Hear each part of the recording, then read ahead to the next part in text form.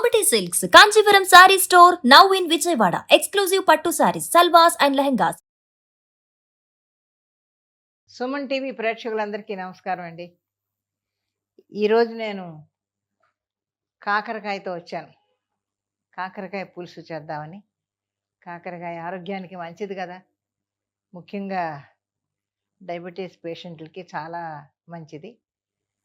కాకరకాయ రసం తాగమంటున్నారు. రసంగా తాగలేం కాబట్టి ఇలాగ కూరలు వండుకొని, పచ్చళ్ళు చేసుకొని, పులుసులు చేసుకొని, రకరకాలుగా మన బాడీలోకి వెళ్ళాలి కాకరకాయ మొత్తానికి ఆ చేదు.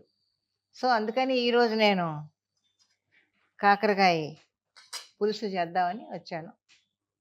అది మరీ చేదు ఉండదు, కమ్మగా ఉంటుంది, అందరికీ ఇష్టంగా తింటారు. ఎవరైనా కూడా ఇది వద్దు అని అనరు, అంత టేస్ట్గా ఉంటుంది. కాబట్టి తప్పకుండా కాకరకాయని మీరందరూ కూడా తినండి. ఎందుకంటే మన ఆరోగ్యం కోసమే మనం చేసుకుంటున్నాం కాబట్టి. కాకరకాయ, అందులో కాకరకాయ ధరలు విపరీతంగా పెరిగిపోతున్నాయి ఈ మధ్య.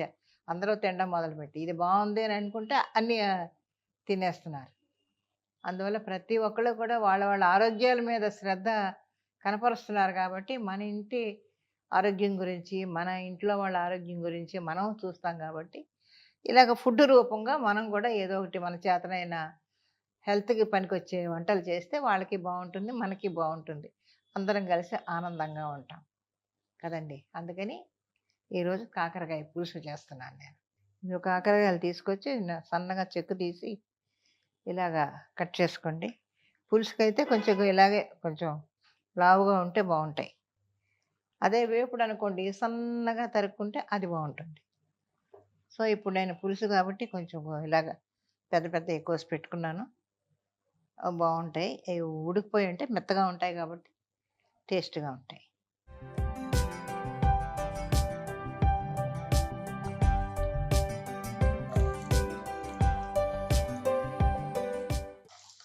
ఇవి కొంచెం ఇలాగ వేపుకోవడం వల్ల ఏమవుతుంటే చేదు దిగుతుంది. ఇలాగా చేస్తారు. కాస్త చింతపండు మజ్జిగలో ఉడకబెట్టి అవి వేయిస్తారు. అవి చేదు దిగడానికి, ఇది చేదు దిగడానికి. ఏం చేసినా చేదు అనేది ఎలాగ మీరు ఎంత జాగ్రత్తగా వండినా కూడా కాకరకాయలో ఆ చేదు అనేది కొంచెం తగులుతుంది. అది మాత్రం నిజం, దాన్ని ఎవరు కాదనలేదు. డెఫినెట్గా చేదు ఉంటుంది, కానీ అలా ఉంటేనే అది కాకరకాయ రుచిగా ఉంటుంది. ఆ చేదు, చిరు చేదు కొంచెం తగులుతూ ఉంటే. ఓకేనండి, ఇవిగో ఇవి వేగిపోయాయి. ఇంకా నెక్స్ట్ ఏం చేద్దాం అనేది దాంట్లోకి వెళ్ళిపోదాం. ఈ వేపు ఇలా పెట్టుకొని ఇదిగోనండి తాలింపులోకి వెళ్ళిపోదాం. ఆవాలు, జీలకర్ర, శనగపప్పు,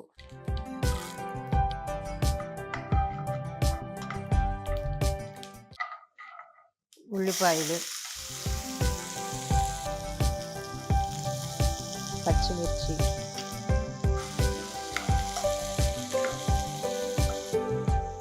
అల్లం వెల్లుల్లి పేస్ట్, టమాటో ముక్కలు,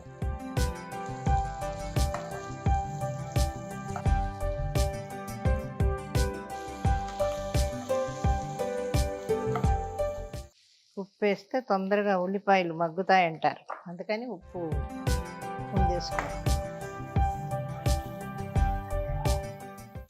ఇందులో ఇవ్వండి ఇవి వేసేసి అవి వేయించేస్తే ఇంకా పసుపు, కారం ఇవన్నీ వేసేసుకుంటే, ఉప్పు వేసేసాను, కారం, కాకరకాయ కాబట్టి కాస్త కారం ఎక్కువే పడుతుంది, కొంచెం పసుపు,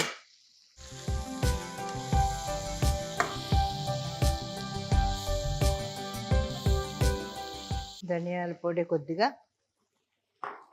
జీలకర్ర పొడి,